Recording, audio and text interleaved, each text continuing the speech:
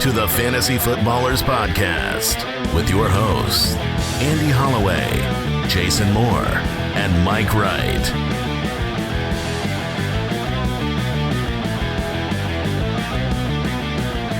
Oh, welcome in.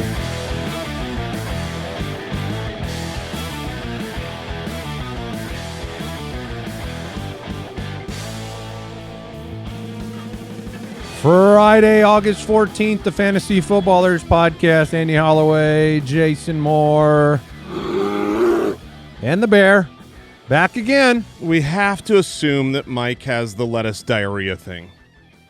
Yeah, hope is I'm sorry, I said assume. Hope, right? That's the word we're looking for. Yeah, here. We have to hope. Thank you, Al, I think. He was close. He's close to coming back. He'll be here Monday for sure. Yeah, he's in preseason form.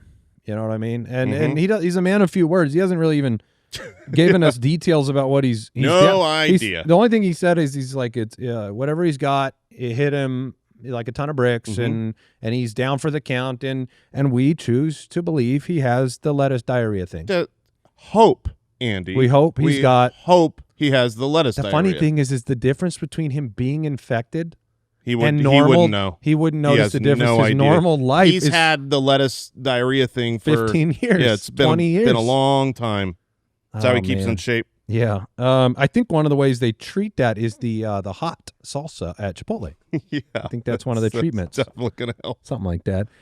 We have plenty to talk about, though, Jason. Yeah, we've got preseason games going on. I mean, maybe LaFleur is a good coach. I don't know. The Cardinals quarterbacks are like 49 for 55 in the preseason. Maybe it was preseason defenses. Time will tell. We will talk through what we saw last night. That'll be a big part of the show. We will get into some mailbag questions. And right here, right now, Jay, just start using that brain of yours to decide which of our deucers will do the mailbag drop and why. So just think about that. Right. We got a while before we have a little bit of time. I will work on it. I'm gonna workshop that. Keep them all guessing. Yeah. And I've got good reasons for all three. Right. I want you to This is fantastic. I want you to pick one and then give us the reason when we get to the mailbag. Yeah. And then we'll find out together.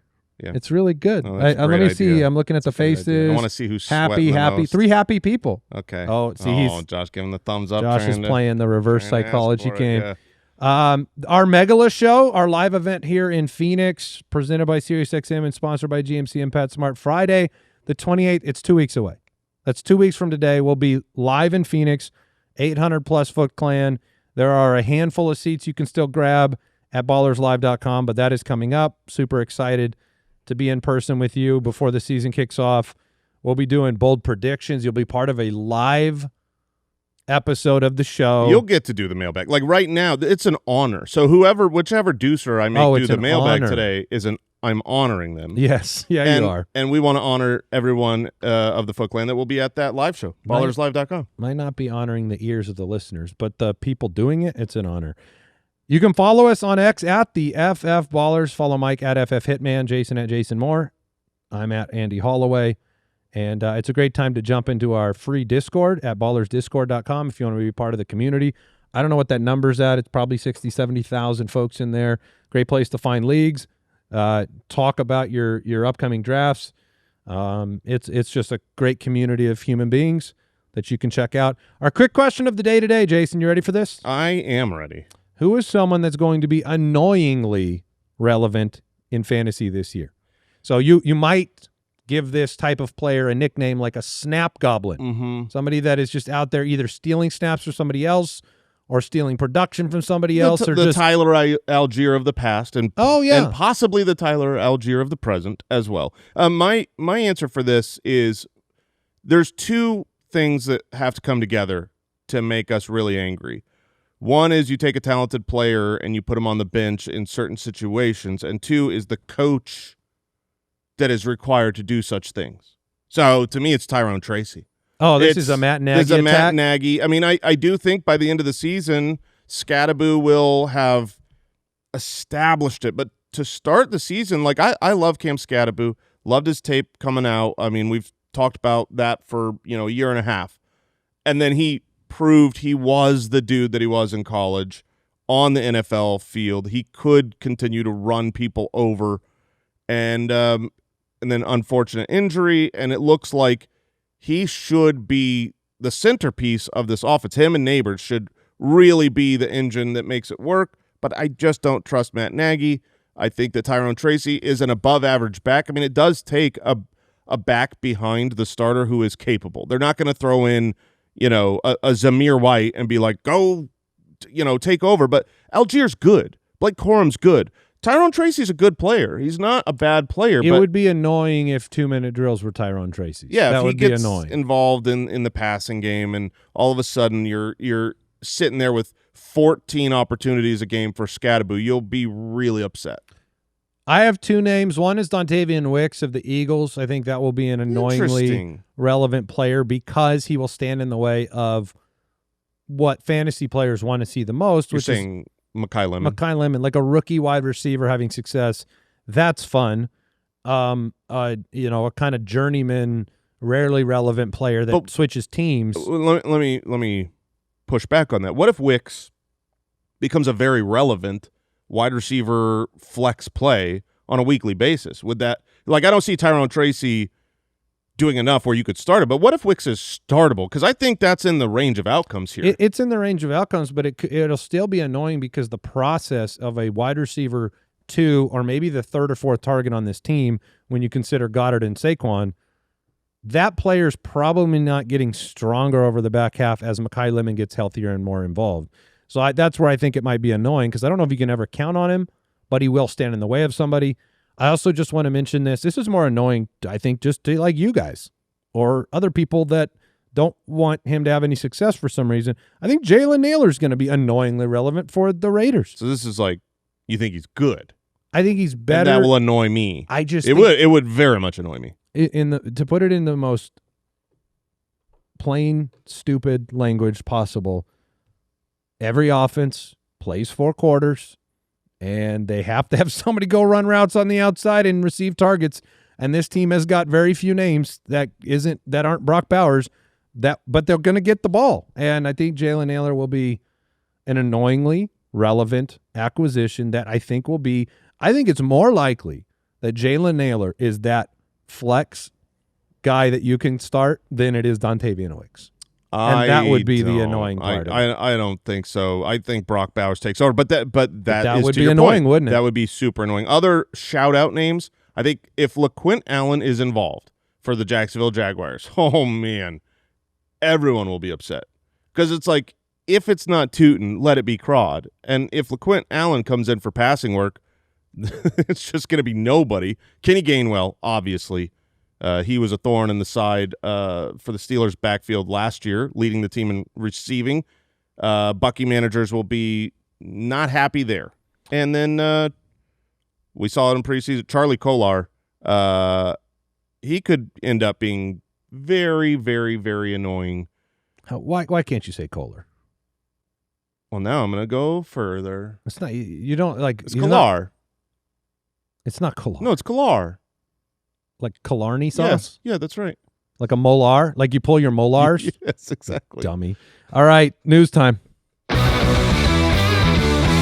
News and notes from around the league. Hey, I've never heard that in my life until you said it yesterday. Yeah. I mean, every time I've ever heard Charlie Kolar's name. Kolar. Oh, gosh. Yeah. No, I just want And then yesterday you just invented. I mean, maybe I'm going to leave the door open that I've said it wrong my whole life. No. And everybody else has said it wrong their whole life.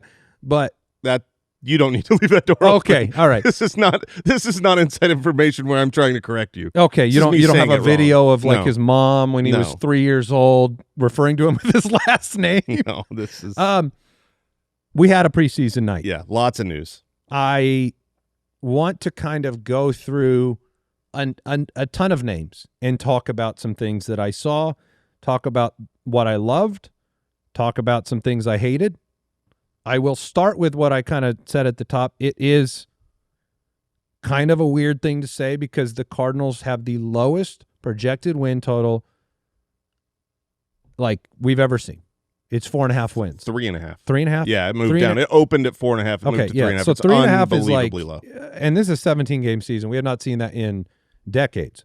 So to say all that, through 2 weeks, their quarterback play, their offensive play calling, all of that stuff, even if vanilla against bad defenses, it's hard to ask for much more than what you've seen. Jacoby Brissett was perfect yesterday. Great touchdown pass to Marvin Harrison. You saw the week before how good Carson Beck was. Gardner Minshew was 12 of 14. The Cardinals are 49 of 55 or something like that at the quarterback position. So I'm just saying, like, and then what else you saw from Arizona last night was Jeremiah Love's debut. Electric. Yeah, it is like the minimum possible descriptor. 11 for 58, 3 for 14, comparisons to Adrian Peterson on the cuts. Amazing work in the receiving game. And to me, it's a headline move to have so much work given to Jeremiah Love and not like just be splitting it with Tyler Algier the whole time, who did get work. But like, I don't know. It gave me more confidence that this is just something that's going to be obvious and in place. Cardinals are going to be trailing in 1 million games. Jeremiah Love is going to be the pass catcher in all those situations. What I saw last night was a top back in the NFL, and whether the opportunities are there or not, I'm just saying crack the door open that the Cardinals' offense, even if their team sucks, their offense might be a lot better than people expect. Therefore, Jeremiah Love could be better than people expect. Yeah, you can never shut the door on someone that talented. Every time he touches the ball, he will gain extra yards above expectation. He's truly a sensational elite level. You're talking about the Bijan, the Gibbs, the Genty, those guys that are drafted, they're, going all the way back, Zeke, and those types where it's like, yeah, this is a difference maker that other guys can't replicate it. So it's just a matter of how many times does he touch the ball, and is he catching the ball or getting carries more, and then how many opportunities around the goal line. That is the whole argument against Jeremiah Love. Nobody out there is saying he's not. Overrated. He's not. He's unbelievably good. We broke down everything that it takes to be a running back one in fantasy 2 shows ago. You average 10 touchdowns. You get probably not going to happen. Well, I think you could easily get 10 combined touchdowns. Right, it's combined touchdowns, yes. Yeah, so, I think that's an easy – if Genty can do it last year, Jeremiah Love's a better player as a runner and a passer than Genty. He is. In my opinion, they're not very close to me in terms of where they might be close, but I think Jeremiah Love's a better player. Mike talked about he scouted him better than Bijan. He scouted him better than Genty. I just think that 10 is not out of the realm of possibility at all. We've had years and years of bad offense in Arizona where James Conner was a double-digit touchdown threat. So all I'm saying is, like, what is the ceiling for Jeremiah Love? This is not the promise. This is the ceiling. What do you think the ceiling is this year? Honestly, you said you didn't trust Matt Nagy in New York. Right. What I saw last night was very encouraging to me. Not just the play by Jeremiah Love, the snaps with the starters. Right. Why did you not see, if they were going to do the real stupid coaching mechanism, why didn't you see 50-50 snaps with Tyler Algier, the offseason acquisition? Well, they did. The first quarter, they split carries. The first quarter, Algier saw 3 carries on the first drive. So it's as the game went on, Love got much more work and is obviously the more explosive player. Yeah, I think the ceiling for him is like running back 5. Yeah, it's around there. I feel like I put it closer to 10. The floor is much lower than the guys being drafted in that range. But I don't mind taking the shot on someone who is as talented as Jeremiah Love. It was nice to see him on the field. And LaFleur, this is the thing. Like, there's confidence in that situation. Nagy gives me no confidence. LaFleur gives me confidence that, hey, he's just going to try to score the most points he can with a bad team. Dejon Stribling was awesome. Unbelievable. He's 7 for 63 with the starters, pulled with, I think, 7 minutes left in the first half on 8 targets. This is an offense where this is what you wanted to see. This is why the ADP is going to rise. You have Mike Evans, who is an injury-prone older receiver who has never been a high-volume receiver in his career, ever. He's a 70 to 80 catch guy. Ricky Pearsall's out for the season. Juwan Jennings is no longer a member of this team. No, so this is what you wanted to see was like great. Take advantage of your opportunity to start. What is so exciting about this? So the draft pick was mocked, and the history of the 49ers reaching on guys who are not good enough for where they're drafting, especially in those second, third round, is there's a laundry list. In fact, it seems like they did it already again this draft with Kalen Black. However, that doesn't mean that they get everything wrong. The camp reports on Stribling have been outstanding. They've been saying he's the best wide receiver in camp. So to see that happen in the first preseason game, you go, okay.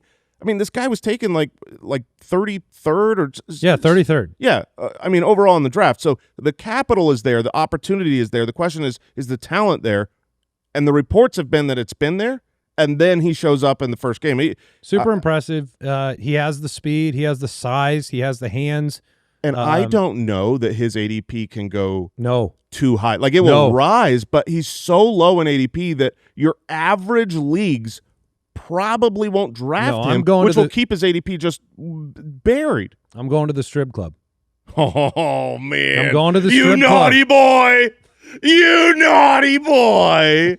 Oh. So I was excited. Let me go to something bad I saw yesterday. Okay. That was the last possible thing I wanted to see from Cam Ward, is what I saw yesterday. The Cam Ward, you're like, oh, it's a preseason game. That matters to me because we had a freshman year where there was decision-making challenges. And what I saw yesterday, I believe he was 5 for 12 passing, Jason, and he wouldn't take easy throws. Instead, he kept the backpedal game of getting the pass rush and, I can backpedal out of this, like Kyler does sometimes. I was disappointed, and it really concerned me. It's 1 week. Maybe he comes out and he's better next week, but I didn't like what I saw from Cam Ward.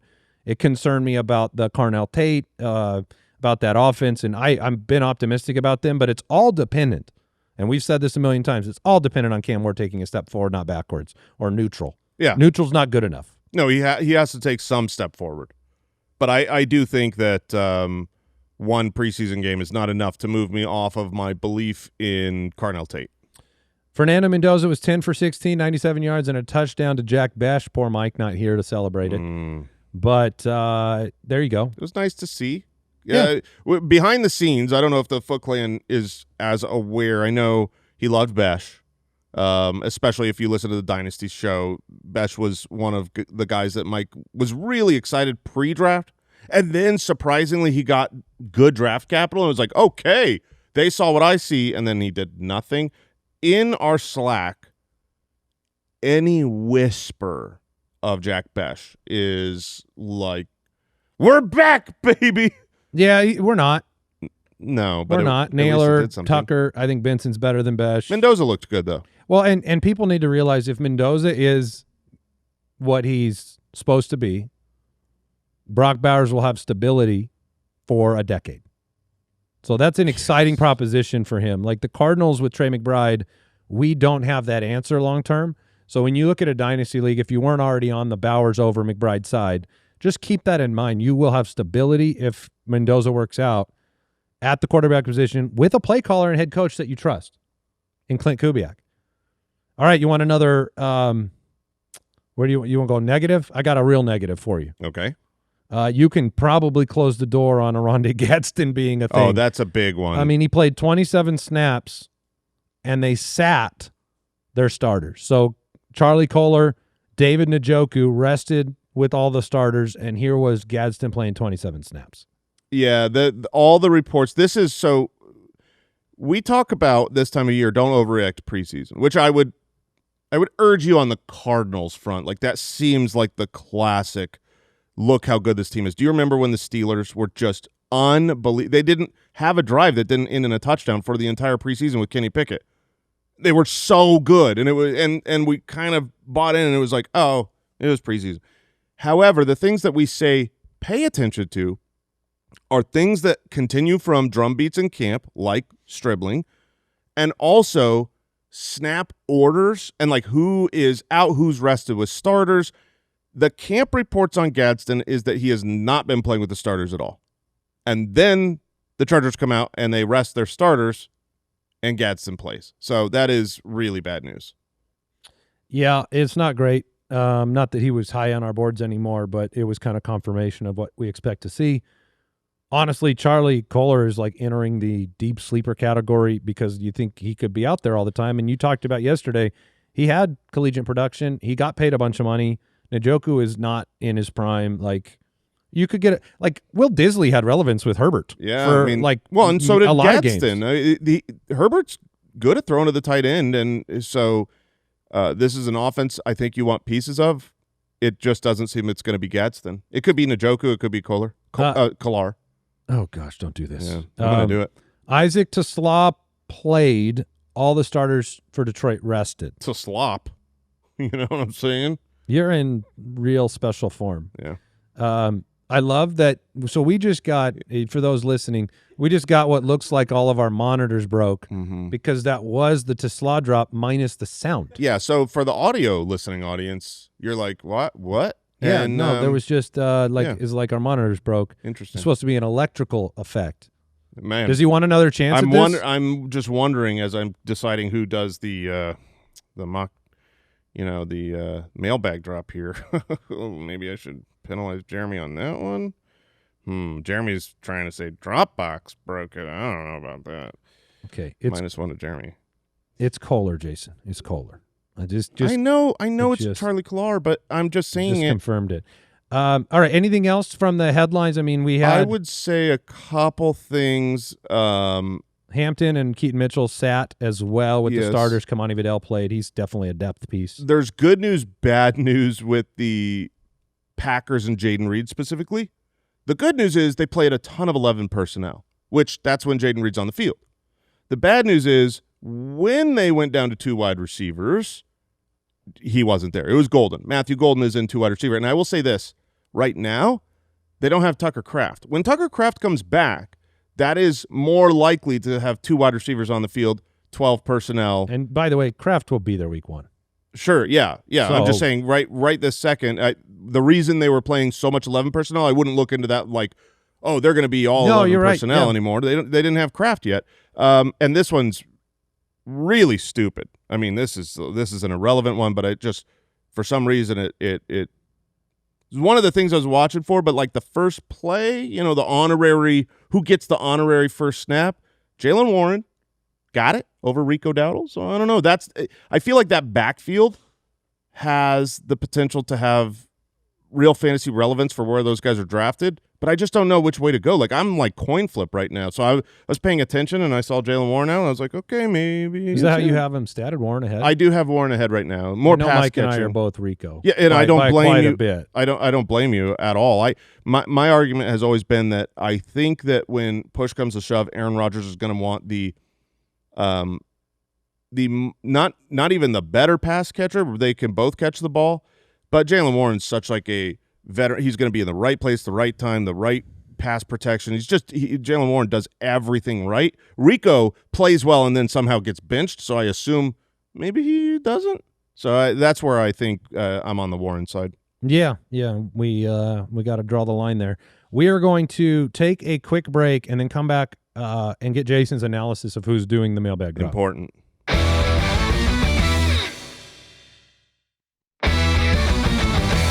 Can I like just contribute a few thoughts to your process? Yeah, no, I've got a because Mike's not here. Chart here. So. Mike's not here. JGrizz. Oh, he said he's not going to do it. Okay, the mailbag drop. That's fair. So we've got the 3 deucers. We've got Al, who obviously had that huge snafu a moment ago. Yeah, that was a minus factor in one. Actually, -2 because he's tried to skirt it with Dropbox. Blame something else. Mm-hmm.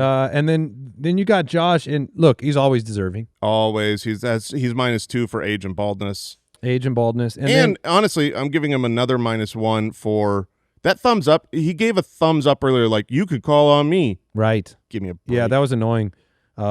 He's annoyingly relevant. He's the annoyingly relevant deucer too. Yeah.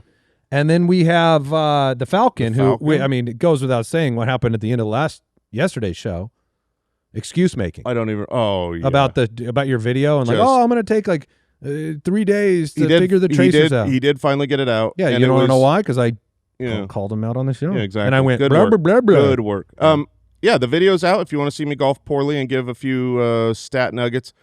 Actually, the video I think is doing well. I'm not too ashamed of it, which is so shameful. Right. You should be ashamed of not being ashamed. Yeah, but I actually am not ashamed. I think it was a good video. It was well produced, and so for the honor of how good that was, it's definitely the Falcon. I mean, what an honor I'm giving you. Mailbag. Oh. We're about to have someone fired on live TV. Oh my gosh. We are about. Can I explain? Did you not understand that the Falcon was supposed to do that? Okay. So Jeremy suggested that all of us do the mailbag together, which we were fine with. And then Matt DMs me. Oh, do you guys own the company? Matt DMs me and says, let's not jump in with Jeremy, so that Jeremy winds up doing it all by himself. Matt. Oh, so I picked the right guy. Jeremy and I were talking, saying, hey, so we're not going to screw each other over. And then Matt didn't do it because he thought we were all going to do it together. I've got a fix for that. And it would be kind of. Is it change of employment? No, change of employment is part of it. I got a fix for it. I'm not hitting that drop again. But you're going to be doing you're going to do the music. You're going to do the music and the mailbag. Get the camera over there. All right, so we're going to go. You're doing the whole. You're going to be the guitar. You know how the drop sounds. Yeah. And this, keep in mind, and I, your job might depend on it. So let's go. Let's get into the mailbag. All right. Mailbag. Yes. Oh man. You know it's good when you can hear Al Borland probably on our microphones. I promise you are responsible for more than 2 car accidents right now. All right, we're in the mailbag. We're in the mailbag. We're gonna get it started. Lots of questions, lots of things to talk about. Also, I will say that was terrible. I mean, like you didn't hit any of the beats. No, like you're in here for every show. He's heard it before. He's heard it before. He heard it right before. And he went real Kolar situation. All right, Kolar. Matthew writing in, the Madden Curse has given many reasons for us to believe it is somewhat true. Can we really be high on Caleb Williams? And then I've got the chart here of the there's a lot of curses. Well, listen. Here's what the Madden Curse really is, and I don't know if we just want the joke answer. Here's what the Madden Curse is. It's called you can't be the best at the game 2 years in a row. That's the Madden Curse. So was Saquon Barkley cursed last year? Because Saquon Barkley he didn't win the Super Bowl and finish #1 at the position. He was okay. Wasn't good. Was he okay? I mean, I would say he's a medium level of curse. But I'm just saying. In Saquon Barkley last recent year, history, Saquon, let's say we didn't expect him to be. I mean, he was being drafted maybe to be the running back 1 again, but he wasn't even a running back 1.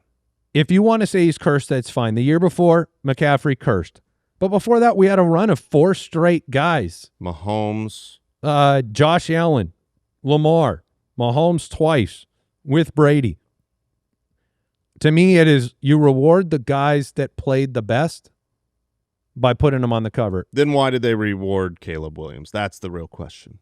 Because he didn't play the best. He had one play that was worth putting him on a cover for, the 4th down conversion. I'm high on Caleb Williams. I'm high on the offense. I like that he lost some weight. I'm high on Caleb. I don't think he's cursed. The accuracy. I think you were already cursed as a Bear. Yeah. So this is the uncursed. This is the reverse the curse. Yeah. Put him on the cover. I agree. I'm in on triple Caleb. Stamp, double stamp. You can't triple stamp and double stamp. You just can't do it. No. Caleb Williams should be very good this year. The fact that he changed his diet, lost the weight, but then the accuracy reports are very good. Everything that I've been watching, like camp videos, not the ones that are like the team puts out the one highlight, but like when I'm watching pass after pass after pass, it's been very accurate, and that's if Caleb Williams could be accurate. In fact, here's a stat that I shared in the golf video, is the fact that Caleb Williams, the only 2 players that were worse in accuracy last year for Caleb Williams was Matt Falcon. Who were the 2?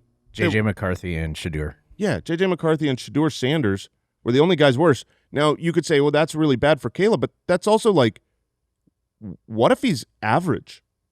What a step up for this offense if He's not throwing, 58% of his passes for completions. It's a huge growth opportunity for a guy who wasn't bad last year, but still, it's like he doesn't need to go from 27 passing touchdowns to 42. No, and I think he's going to run a ton. I think the upside of these, a full season of Loveland, Burden, Odunze, that head coach, that offensive line, Swift and Monangai. It may be a lot of bluster for the Bears. Their head coach is overconfident maybe, but he's super personnel are capable of executing it. Bowers question from RJ, is Brock Bowers at the end of the first round crazy? I like him better than most around that ADP. I think a funny question or part to throw in here for context, Jay, you got to pick 10 yesterday. We talked about Jefferson. I mean, I don't see it being out of bounds to draft Bowers over Jefferson. We had a question recently on a different show where it was like, where is too high? And 10 was the spot where I said I'm okay drafting him there. Would I personally? Probably not. There's still some guys there that I really like. But if you're taking that tight end, if you believe he's going to be a point different, like 2 points better than second place, that is absolutely worth a first-round pick. And so,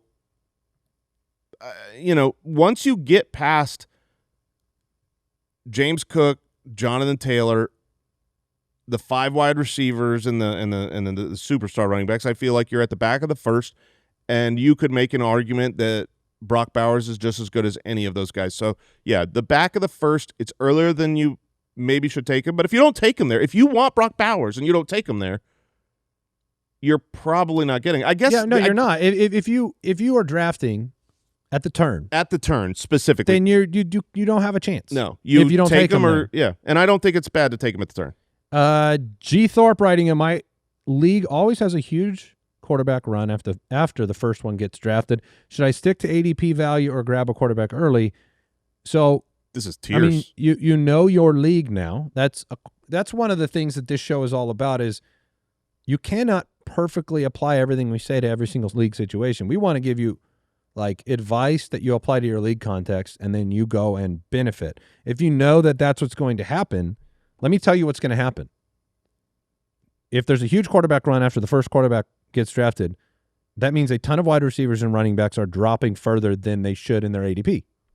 So that's a guarantee. Yep. When we did our mock yesterday, I was thrilled when 2 or 3 quarterbacks went right in front of where I was able to take somebody because they get knocked down the list. So I wouldn't get caught up in the run, right? I mean, I definitely wouldn't get caught up in the run at quarterback. There are certain positions where what happens with the tiers, tier-based drafting, and if you've got the UDK, all of our rankings are in tiers so that you can kind of group certain players. It's not just like, oh, this guy's the 5th ranked quarterback and this guy's the 9th ranked quarterback.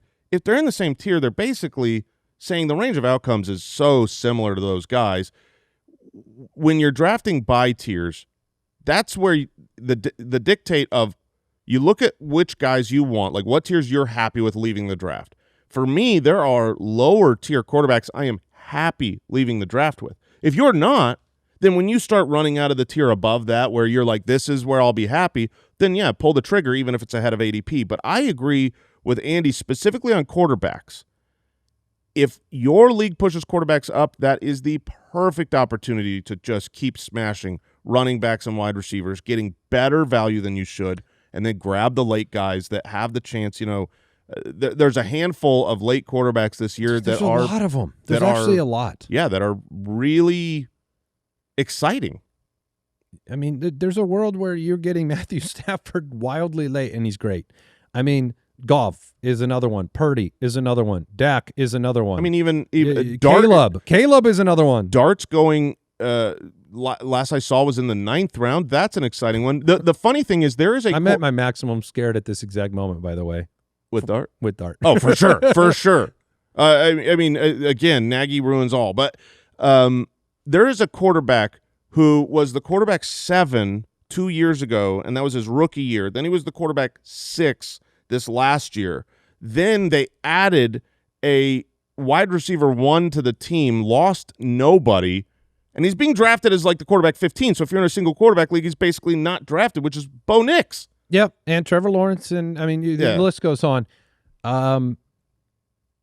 So just bear that in mind. Scarf up them running backs and wide receivers. We were supposed to do our top 10 tips and tricks show today. Mike is out. We've kicked it back to next week. It's going to be great. But one of the things I'm going to talk about as a teaser. Oh, no, spoiler. Tease. Okay, tease is fine. Tease the difference, spoiler, teaser. Yeah, well, it depends on how much you give away. I'm going to talk about how important it is to keep grabbing those running backs and wide receivers in the context of the last 20 years of fantasy and what you need.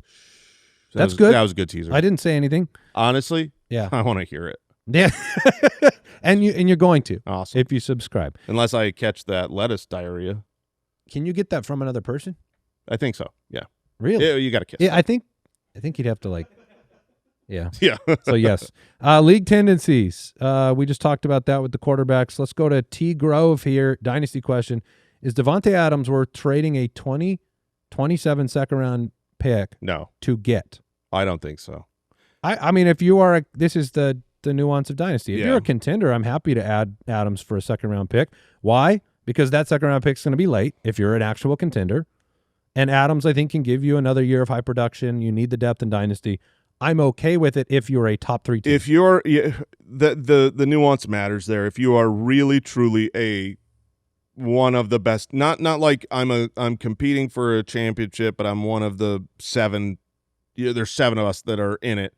If you're like a top 3 team and you know this is going to be near a third round pick if you do well, okay, you can convince me.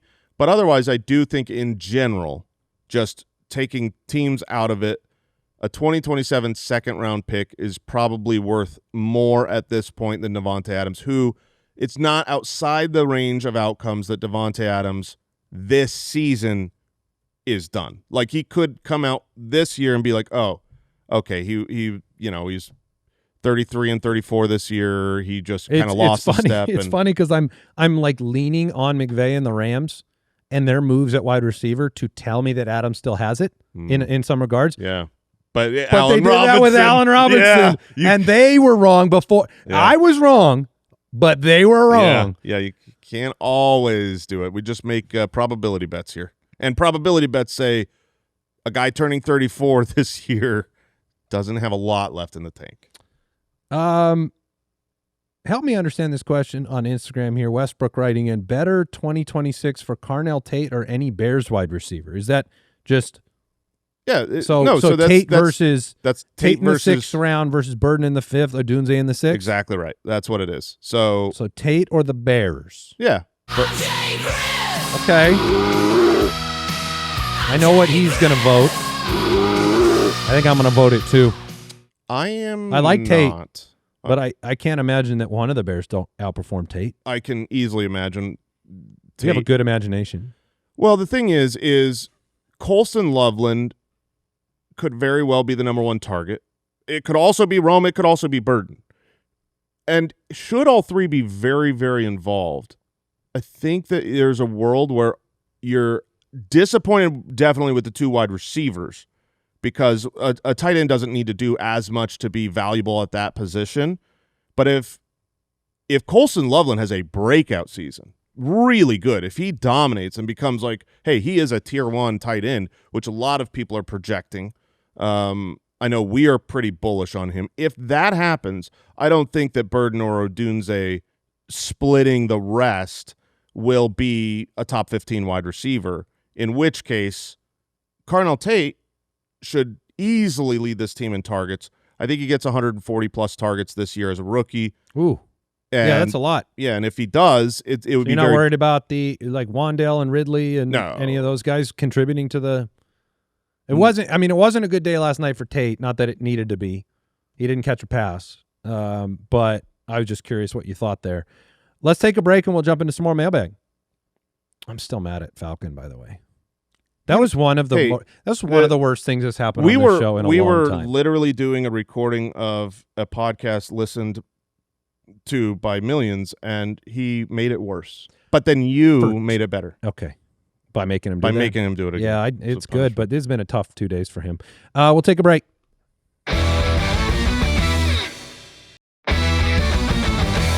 A lot of people don't understand that it's Owl, O-W-L, Borland, right? They think it's Al Borland.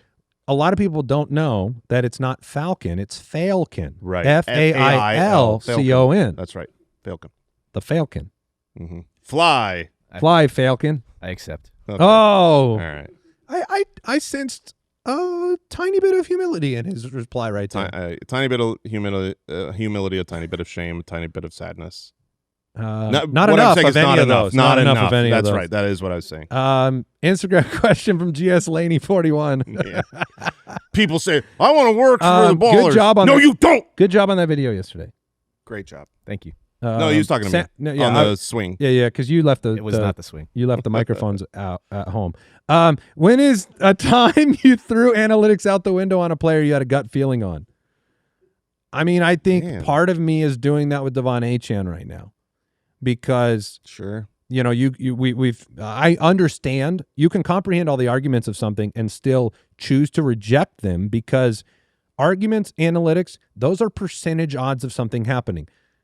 If let's say you have something that has a 70% chance of happening, you might say, well, I'm really up against it. Yeah. Well, there's a 30% chance that you're wrong. And so for me, I'm throwing out Malik Willis's lack of passing to the running back. No, why? Because it's Achane and he doesn't play starting quarterback very much. I love that take. It's true. You are spitting in the face of the probabilities, but you're right to point out that the probabilities are not guarantees. So, you know, if you believe that this is the exception to that rule, there are exceptions to that rule.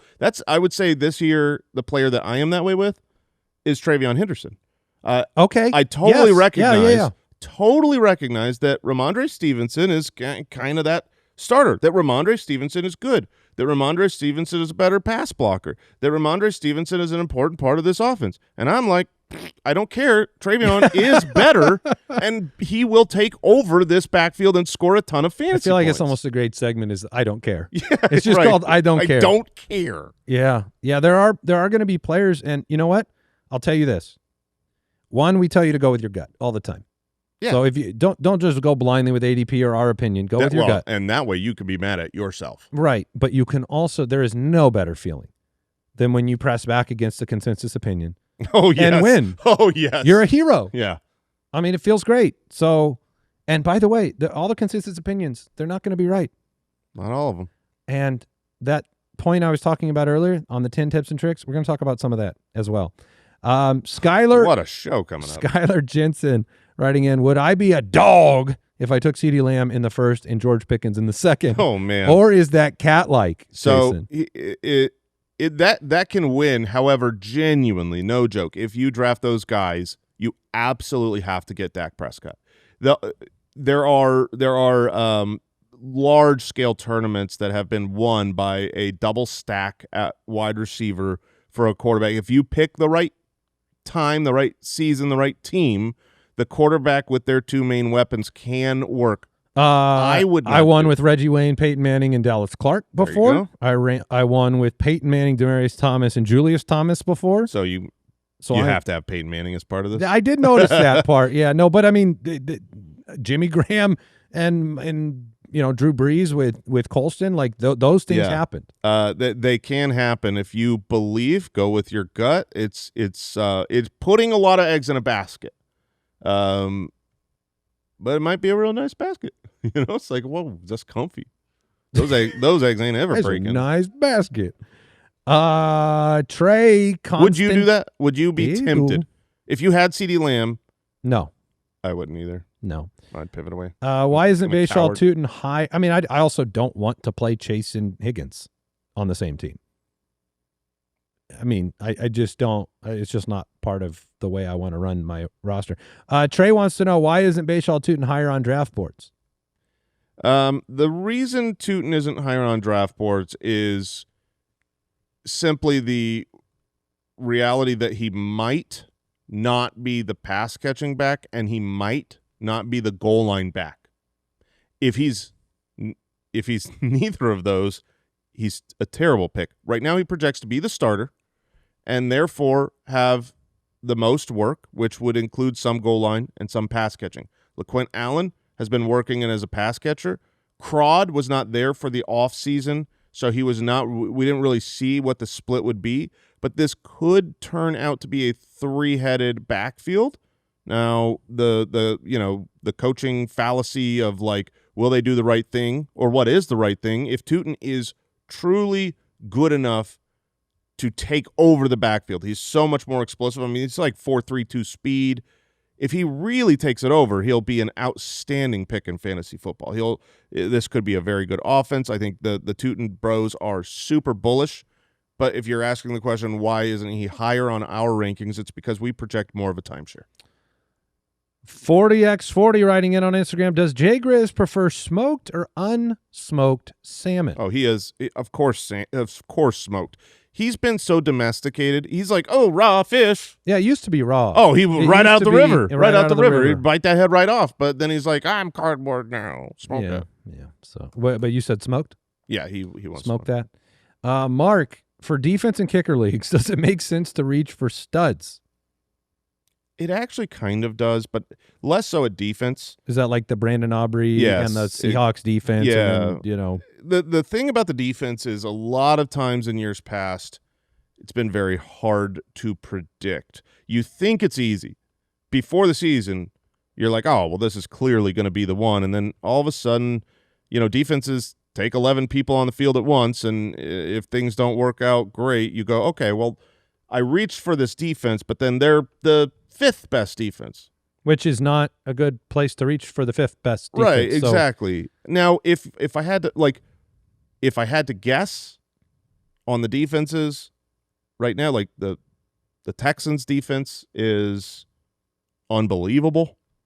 Yeah, I mean, I think you're very safe there. I think you're safe with Seattle. I think you're safe with Denver. Yeah, Denver. Those feel like the safest ones, but I wouldn't. I mean, again, I give you three names, so why take the first of the three? Yeah, that's fair. I could not confidently say one of those three teams will be the number one. I'm very confident. I mean, the Rams. If you've got Myles Garrett and Aaron Donald, maybe they should be the number one. I don't know. Whereas I think at kicker, it's like, okay, Brandon Aubrey, yeah. Go ahead and reach on him. He's going to score more fantasy points than probably everyone else. Maybe. Tyler brings up a good question here because it was almost the answer to my quick question of the day. Is Adonai Mitchell the best sleeper no one is talking about? I think that is absolutely the case. I mean, I think he's one of the best. It was him or me mentioning Naylor.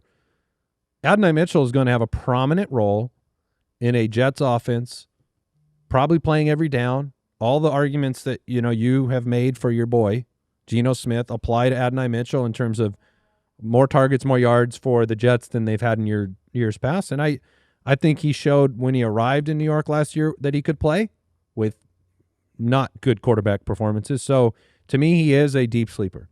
But that's the category for me is deep sleeper. I think he would have been an appropriate answer for the quick question of like who would be the snap goblin keeping someone else upset. Like if there's Omar Cooper Jr. believers out there, first round draft, it's so weird. I don't remember the last. Omar Cooper's getting negative press. I don't remember the last time we had a first round NFL drafted wide receiver who's not injured.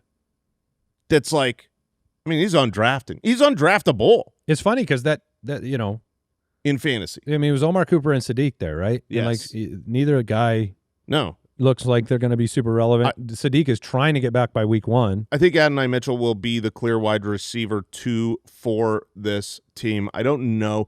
My Geno argument of the Jets having more passing work, volume, yardage, counting stats than they did last year is true, but I do think Garrett Wilson soaks up. He's such a target hog, and I think he's going to have a 30% target share of this offense. Yeah, I look at Mitchell more like what Trey Tucker could do at times in Las Vegas last year, which ironically was with Geno. Like there were games like Trey Tucker, like Adonai Mitchell is going to be a downfield threat very often. I think big play potential for him. He's going to be up over that 13, 14 yards a catch. But yeah, I mean, you should have more arguments against the sleeper than for them. That's what makes them not drafted or drafted very, very late. Last question from Joshua. It's a good one. We right now we're in the middle of our UDK for Life giveaway. What is the best way to use the UDK to do tier-based drafting? I think you touched on this earlier. But what about specifically with the way the UDK functions in terms of the app or the marking players? Functionally, I like doing it personally on an iPad. I mean, not everybody has an iPad. You could do it on your iPhone. You could do it on your laptop, your desktop, whatever. But if you have one, I really love putting that sucker landscape, and you mark all your players. You highlight the ones you want to target, highlight the ones you want to avoid. You've got all of the tiers right there. You scroll. Yeah, you can mark players as drafted. I think people don't necessarily know that. Just swipe and mark them as drafted. So as your draft goes along, you can just follow it. You can make sure that those highlighted players aren't missed. Alternatively, and I know we're old men, but like Andy, your favorite way to use the UDK, we have customizable, printable cheat sheets, and you print it. You bring a marker and a piece of paper to every single draft that I can remember, and that is a really easy way to see everyone at a glance. You never miss anybody, any players further down the list. Even if you're using your iPhone, your computer, web browser, iPad, it is nice to have that printed cheat sheet handy right next to you. So maybe check that thing out too, because you can turn on what you want on, if you want ADP on or not. It's a very valuable resource. Those of you that have already been in there using the mock draft tool, that's coming to the web very soon. It's right now on iOS and Android. But this is the perfect time to jump in. Your drafts are on the way. I can't imagine a better next week of shows. Breakout, sleepers, values, bust, 10 tips and tricks. Woo! So I think it's going to be here, baby. A fantastic week, and a Mayhem mock draft is taking place next week. The UDK for Life giveaway, if you pick it up before August 24th, we're doing a live stream that evening. We're giving away a UDK for the rest of your life. We just decided we'll let you bequeath it, if it's in writing, to your next of kin. So it's a UDK for lives. And this will, of course, be a UDK plus. This will be, cream of the crop. Yeah, cream of the crop. You get the best forever. But ultimatedraftkit.com, jump in there. Everybody that's purchased it up until that date will be entered to win. Even for as long in the past. Yeah, well, I mean, this season. This season. Yeah. But we'll give away a signed Jamar Chase jersey as well. Communities over at jointhefoot.com, but we're going to say goodbye for today. We'll be back. I think tomorrow we have Adjust the Tips showing up on YouTube, so you want to get up. We do. And check that out, youtube.com/thefantasyfootballers. Take care. Thank you for listening to another episode of the Fantasy Footballers Podcast. Join our fantasy football community on jointhefoot.com and follow us on Twitter @TheFFBallers.